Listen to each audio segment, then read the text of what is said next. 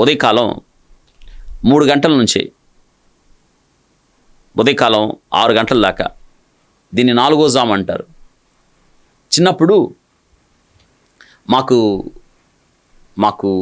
మా అమ్మ ఈ 4వ జాము గురించి చెప్పేవాళ్ళు. ఈ 4వ జామున మా అమ్మ ప్రార్థన చేసేది, లేచి ప్రార్థన చేసేదండి. 3 గంటలకు లేచి ప్రార్థన చేసేది. మా అమ్మ ఆ సమయంలో గౌరవప్రదమైన ప్రభుత్వ ఉద్యోగిగా ఉంది. మా అమ్మ తీరిక లేని పని, మా ఇంటికి వచ్చే సేవకులు, దైవజనులు, మాకున్న సంఘాలు, వాటి కార్యనిర్వహణ, ఇవన్నీ మా అమ్మ తీరిక లేని పనుల్లో ఉండేది. ఒక పక్క ఉద్యోగ బాధ్యతలు. కానీ ఈ 4వ జామున ఆమెను ఎన్నడూ విడిచిపెట్టలేదు. ఈ 4వ జాము ఆమె ఎప్పుడు పోగొట్టుకోలేదు. మా తండ్రి ఎప్పుడు సేవ మీద వేరే ప్రాంతంలో ఉండేవాడు, మా అమ్మే చూసుకునేదాన్ని. కానీ మా కుటుంబంలో నేను చిన్న కుమారుడిగా మా అమ్మతో ఎక్కువ సంబంధం. నాకు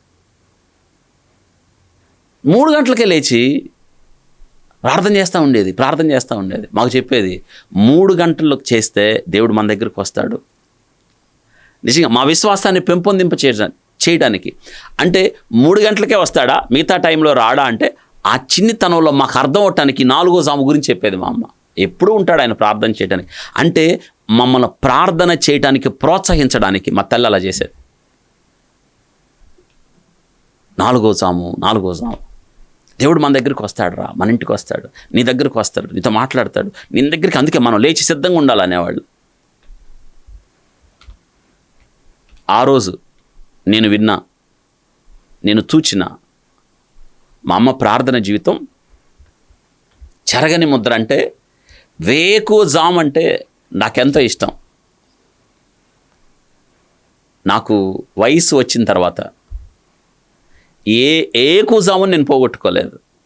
ఒకవేళ 3ంటికి పడుకున్నా, 4ంటికి పడుకున్నా వెంటనే లేచి అలవాటు నాకు. ఎందుకంటే వేకువ ప్రభువును కలుసుకునే సమయం, అది ప్రభుతో మాట్లాడే సమయం. ప్రభుతో మాట్లాడితేనే కదా మనం ఇతరులతో మాట్లాడతాం. ప్రభు దగ్గర కనిపెడితే కదా మన కొరకు కనిపెట్టుకునే వారికి సరైన జవాబు ఇవ్వగలుగుతాం. ప్రభు పాదాలు పట్టుకుంటే కదా అందరికి సహాయం చేయగలుగుతాం. ప్రభు దగ్గర నుండి శ్రేష్టమైన ఆహారం పొందితే కదా అందరికి పెట్టగలం. ఇది ఎప్పుడు చేయాలి? ఏకుందాం చేయాలి. అలా చెప్పేవాళ్ళు. నేటి దినాన్ని అలా చెప్పే తల్లిదండ్రులు కొదువైపోయారు.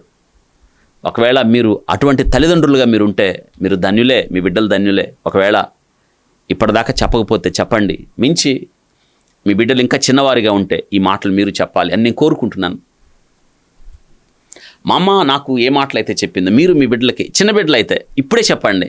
ఆ చిన్ని హృదయాలలో ఈ 4వ జాము యొక్క విశిష్టత, 4వ జాము యొక్క గొప్పతనం, 4వ జాము ప్రభు ఏ రీతిగా శిష్యుల యొద్దకు వెళ్ళాడో ఇది మీరు చెప్పగలగాలి. బిడ్డల జీవితం మీద చెరగని ముద్ర వేయాలి.